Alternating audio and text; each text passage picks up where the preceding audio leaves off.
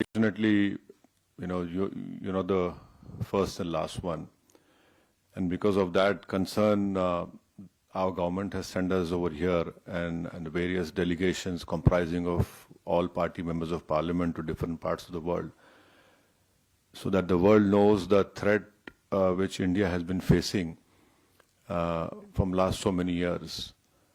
And unfortunately, we have lost huge amount of human lives. Innocent people have been killed.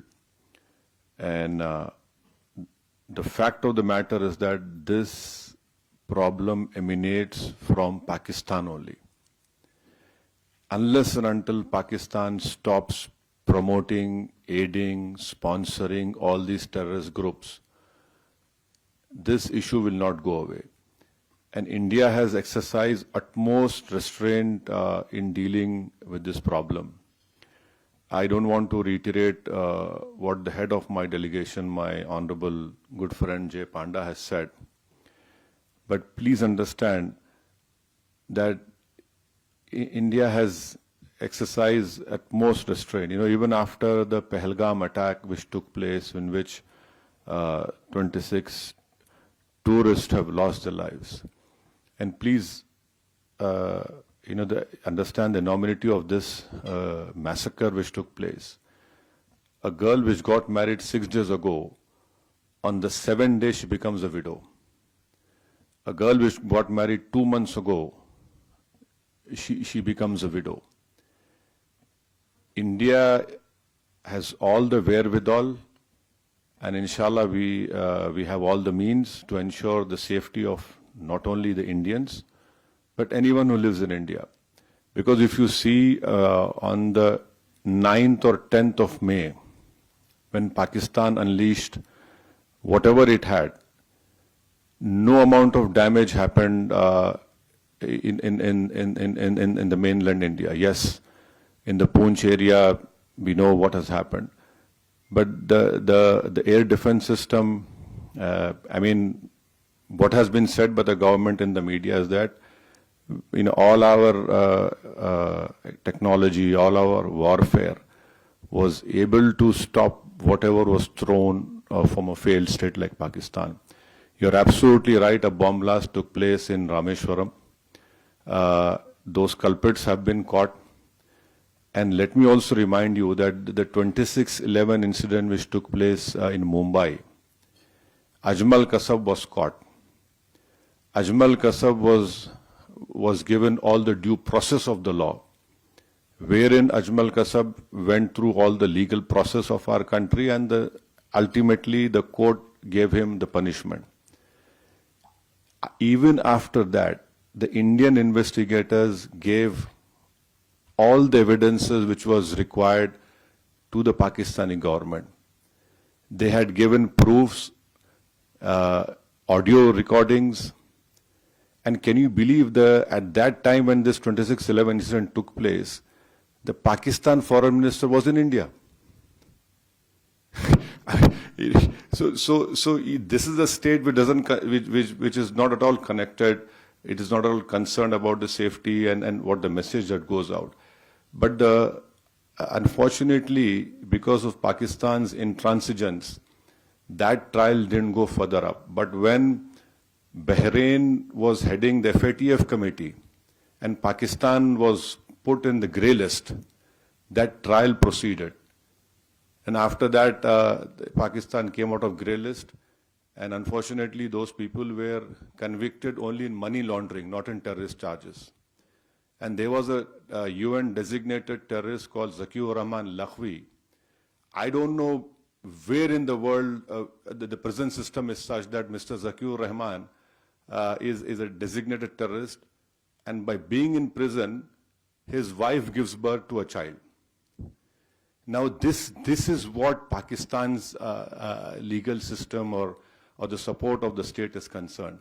So I can only assure you, with all the responsibility, that our government has taken all the steps to protect the life and limb of every Indian, and this government has made very clear. next time you take up this misadventure, it will be beyond what they are expecting. See, we don't want to reply in that way, but there is a limit to the patience of the Indians.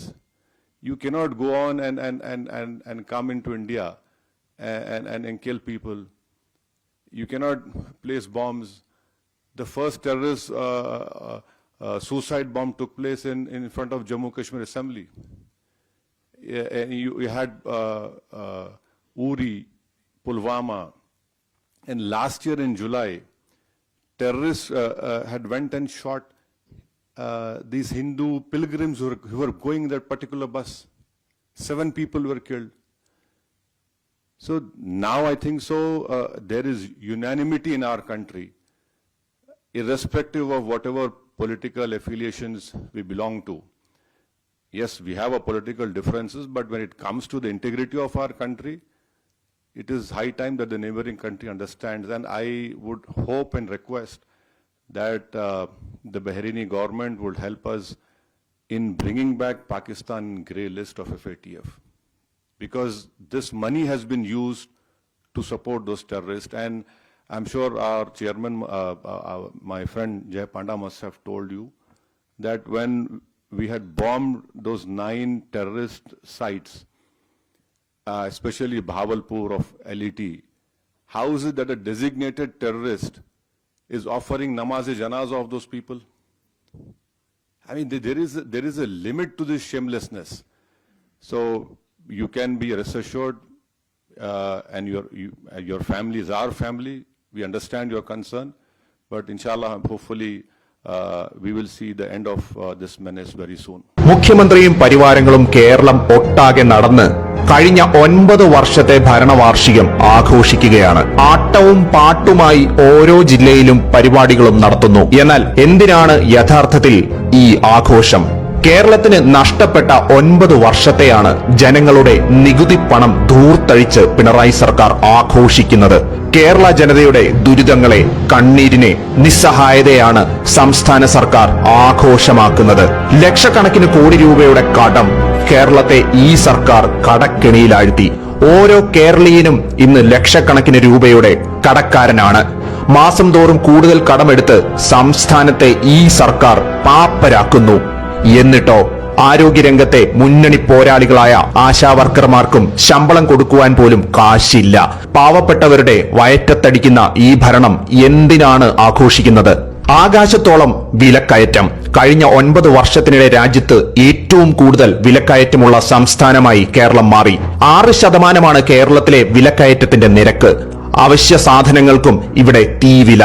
ഒരു സാധാരണക്കാരന് ജീവിക്കുവാൻ പോലും പറ്റാത്ത അവസ്ഥയിലും പിണറായി സർക്കാർ നികുതികൾ കൂട്ടി ജനങ്ങളെ പിഴിയുന്നു. ഈ ദുരിതത്തെയാണ് അവർ ആഘോഷിക്കുന്നത്. കേരളത്തിൽ സമാനമായ തൊഴിലില്ലായ്മ നിരക്ക് കുതിച്ചുയരുന്നു. അടുത്തിടെ പുറത്തുവന്ന കണക്ക് പ്രകാരം കേരളത്തിലെ യുവാക്കളുടെ തൊഴിലില്ലായ്മ നിരക്ക് ഏകദേശം 29%. PSC റാങ്ക് ലിസ്റ്റുകൾ വെറും കടലാസുകളായി ഒതുങ്ങുന്നു. റാങ്ക് ലിസ്റ്റുകളിൽ ഉൾപ്പെട്ട ഉദ്യോഗാർത്ഥികൾ ജോലിക്കായി സർക്കാരിന് മുമ്പിൽ മുട്ടിലിഴയേണ്ട അവസ്ഥ. നിയമനങ്ങൾ നടത്താതെ ഈ സർക്കാർ യുവജനങ്ങളെ വഞ്ചിക്കുന്നു. സ്ഥിര നിയമനം എന്ന് പറഞ്ഞ് താൽക്കാലിക ജീവനക്കാരെ സ്ഥിരമാക്കുന്നു. യോഗ്യതയുള്ളവരെ പുറത്തിരുത്തുന്നു.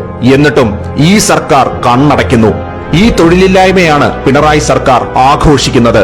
പഠിക്കുവാനും ജോലി ചെയ്യുവാനും വേണ്ടി നമ്മുടെ യുവത നാടുവിടുന്നു. കോളേജുകളിൽ 30% സീറ്റുകൾ ഒഴിഞ്ഞുകിടക്കുകയാണ്. പിറന്ന നാട് വിട്ട് മികച്ച പഠനത്തിനും തൊഴിലിനുമായി അലയുകയാണ് മലയാളി. വിദേശ രാജ്യങ്ങളിലേക്കും മറ്റ് സംസ്ഥാനങ്ങളിലേക്കും അവസരങ്ങൾ തേടി അവർ യാത്രയാകുന്നു. ഇവിടെ കേരളത്തിൽ അവർക്ക് ഭാവി ഉണ്ടാകില്ലെന്ന് ഈ സർക്കാർ ഉറപ്പാക്കുന്നു. കേരളത്തിന്റെ ഭാവിക്ക് മുതൽക്കൂട്ടാകേണ്ട യുവതയുടെ പലായനത്തെയാണ് ഇന്ന് പിണറായി സർക്കാർ ആഘോഷിക്കുന്നത്.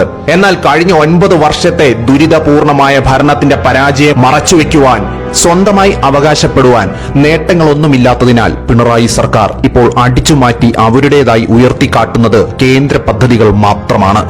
ഇതിന്റെ ഏറ്റവും അവസാനത്തെ ഉദാഹരണമാണ് കേന്ദ്ര സർക്കാർ പദ്ധതിയായ സ്മാർട്ട് സിറ്റി, സ്മാർട്ട് റോഡുകളുടെ പിതൃത്വം ഏറ്റെടുക്കൽ.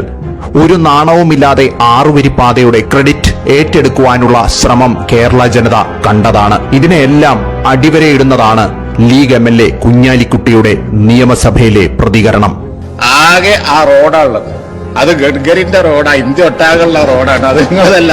അതിൽ ഈ എട്ടുകാലി വമ്മുഞ്ഞി ഇത് നമ്മളതാണെന്ന് പറഞ്ഞ് ഇവിടെ ഇറക്കാന്നല്ലാതെ യാതൊരു കാര്യമില്ല. കേന്ദ്ര ഫണ്ടിനെ ആശ്രയിച്ച് മാത്രമാണ് കേരളത്തിന്റെ വികസനം സാധ്യമാകുന്നത്. കേന്ദ്ര സർക്കാർ കേരളത്തിന് വേണ്ടി ചെയ്യുന്ന വികസന പ്രവർത്തനങ്ങളുടെ ക്രെഡിറ്റ് തട്ടിയെടുത്ത് പിണറായി സർക്കാർ ജനങ്ങളെ പറ്റിക്കുന്നു. ഫ്ലെക്സ് അടിച്ചുവെക്കൽ മാത്രമാണ് അതിന്റെ ചിലവ്.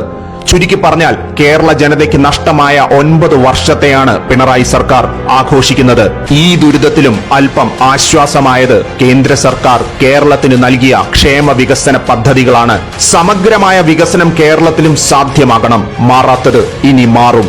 വികസിത കേരളം എന്ന ലക്ഷ്യവുമായി പ്രവർത്തിക്കുന്ന BJPയിലൂടെ മാത്രമേ